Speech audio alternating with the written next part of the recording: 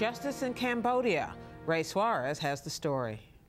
66-year-old Gang Gek Yu stood in a Phnom Penh courtroom today and said the words many Cambodians have waited to hear for 30 years. May I be permitted to apologize to the survivors of the regime and also to the families of the victims whose loved ones died so brutally at S-21. I would like those people to please know, and I would like to apologize and consider my intention that I have not asked you to forgive me now, but I will attempt to do so later. S-21 was the prison Gang ran during the Khmer Rouge, which ruled Cambodia from 1975 to 1979. 16,000 people are alleged to have been tortured or executed at S-21. That number was but a tragic fraction of the regime's final toll. Gang, known by his nom de guerre, Doik, is the first to answer for the crimes of the Khmer Rouge. He's the least senior of 5 regime officials who'll appear before a UN-backed genocide tribunal. The court's main purpose is to determine the facts of the Khmer Rouge's reign. It may issue verdicts and sentences. None of the defendants will be executed. Cambodia now has no death penalty. That's a far cry from the Khmer Rouge era. Under its leader, Pol Pot, the Khmer Rouge regime killed 1.7 million people, 1/5 of the entire Cambodian population, in pursuit of a brutally idealized communist state. The regime was deposed by the neighboring Vietnamese in 1979. Pol Pot died in 1998 and never had to answer for his crimes. Doik was the regime's most notorious jailer and torturer. Yesterday, the first day of the trial, a court official detailed the purpose of the prison he operated. The primary role of S-21 was to implement the party political line regarding the enemy, according to which prisoners absolutely had to be smashed. The term smashed was used and widely understood to mean kill. Every prisoner who arrived at S-21 was destined for execution. If those prisoners were not killed at S-21, they were often sent to sites known as the killing fields. Robert Pettit, one of the prosecutors, told what happened there. The victims were brought to pits dug beforehand. There, they were killed by a blow to the base of the neck using steel clubs. Their bodies would be kicked into the holes, their handcuffs taken off their lifeless hands, their bellies sliced open, and the pits covered by dirt. Doik, who was found posing as an aid worker and detained 10 years ago, is the only one of the 5 defendants to acknowledge his role in the genocide. His trial is expected to last 4 months. For more on the Cambodian Tribunal, we turn to Gregory Stanton, director of the Cambodian Genocide Project, which was established to collect Khmer Rouge documents and called for the trials. He was also a State Department official during the 1990s. Luong Ung was born in Cambodia. Her parents disappeared in the Khmer Rouge period, but she and 5 siblings survived. She left Cambodia in 1980 and now lives in Cleveland. She's the author of 2 memoirs, First They Killed My Father and Lucky Child. Gregory Stanton, just in the past few weeks, the 30th anniversary of the overthrow of the Khmer Rouge was marked. How come it's taken so long to try significant members of the regime? Well, during the Cold War, it was a standoff between the West, which didn't want a trial because it might legitimize the Vietnamese-backed regime in Phnom Penh that had overthrown the Khmer Rouge, and the Soviet Union didn't want to repeat a trial that they said, held in 1979, but that was widely seen as a show trial. So you had a freeze, if you will, in the legal system. It took the end of the Cold War before negotiations could bring about the creation of this tribunal.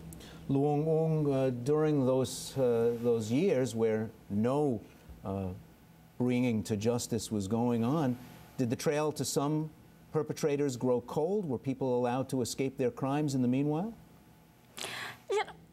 Justice delayed has been is something that we need.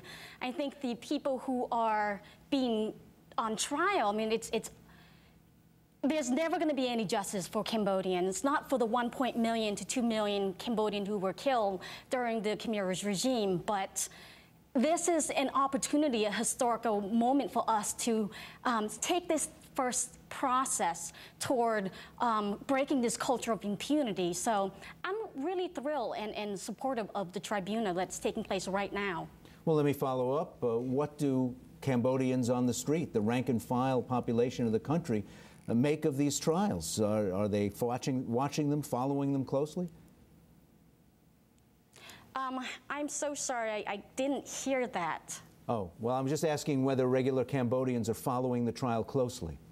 I was in Cambodia in February and sat in the pre-trial hearing for Doik, and it was fascinating how many people actually follow this. I was traveling all the countryside, met many people, young and old students, and again, 50% of Cambodians are 20 and under who otherwise wouldn't know anything about what was going on there. And because of the tribunal, they actually came up to me, recognizing me from pictures on my books, and started asking me this questions about the tribunal.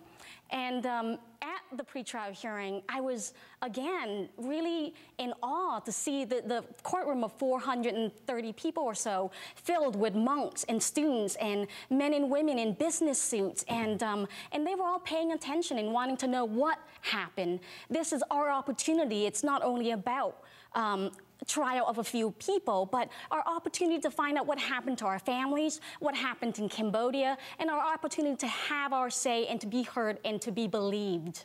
Gregory Stanton, was a decision made, at least at first, to only go after the big perpetrators, or will there be other trials down the line? You can't kill 1.5 million people without a lot of help. That's certainly true.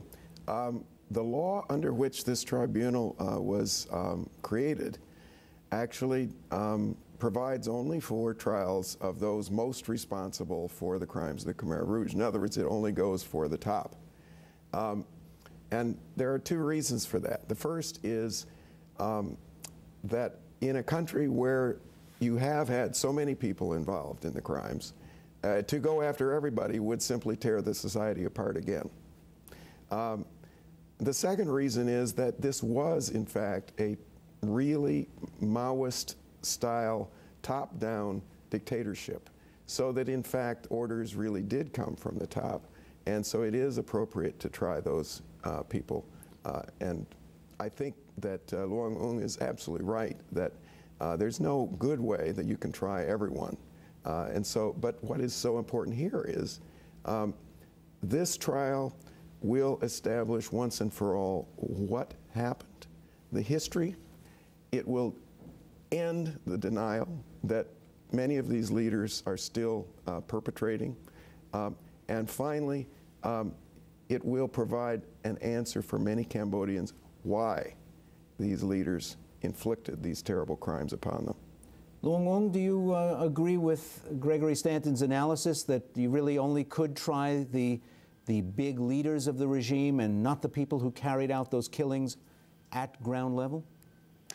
It's impossible to try, I think, all the people who are involved. Again, 1.7 of Cambodians perished to starvations, disease, executions, and hard labors of a population of 7 million or so.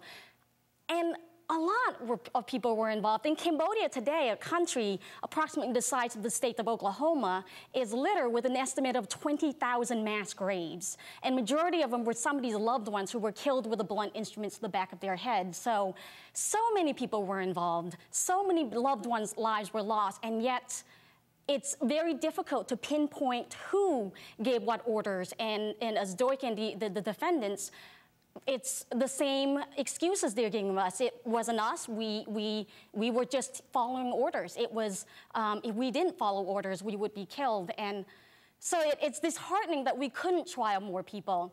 But as a survivor, I am at least grateful that we are trying some people. And hopefully those some people will give us the information that we so sorely needed to move forward, to heal our nation, to heal our heart and our soul. Let's look a little closer at the man who called himself Doik during the Khmer Rouge regime. He's been held responsible for some 14,000 deaths at the particular prison he ran. Was he involved in the killings? Is he accused of being involved in the killings himself, or was he basically running a place where all those killings occurred? He has actually admitted to participating in the torture himself and was directly responsible for the killings. One of the reasons that the trial of Duch is so significant is that he was a Christian converted after he was a Khmer Rouge. In other words, he's a born-again Christian who actually wants to confess his crimes, his sins. And so he is actually going to spill the beans, if you will, on the other leaders. He's going to tell what they did, the orders they gave him, because he received orders directly, for instance, from Nguyen Chea, brother number 2, that were signed. And Duch can testify that he received those orders. So the command responsibility for the crimes of the Khmer Rouge, in fact, is going to be laid bare by this very first trial. So Duch tells what he knows, Luong Ong. And what does a country, a small country like that, do with that information? Can a country like come to some sort of final conclusion about the war and move on when a man like this tells what he knows? Well, it's fascinating to me, and Greg, you just mentioned that Duch actually is a born-again Christian and has said many times that his God will be his judge, and yet he is still, I think, not taking full responsibility, still saying the line he's been using a long time, which is he was just following orders. I think for Cambodians, because 85 or so of Cambodians are Buddhists, we have begun to move forward. And for us, healing takes place not only at the tribunal, with the tribunal, but with each harvest seasons, with the birth of a new generations of Cambodians, with the country now becoming economically viable again. And so, but this for us, this just somehow may put the closure for us to find out what happened to our family members. And for us, it was just this, during the Khmer Rouge, we were so completely isolated. We didn't know what happened in a village a mere half a mile or a mile from us. I didn't know the soldiers were coming for my father with their guns and grenades and took him into the night until they arrived, even though they had been going to villages and taking other people's fathers. And it's because we were completely locked down and we didn't know. And this hopefully will give us an opportunity to find out what actually happened. Luong Ong joined us from Cleveland. Gregory Stanton here in Washington. Good to talk to you both. Thank you. Thank you.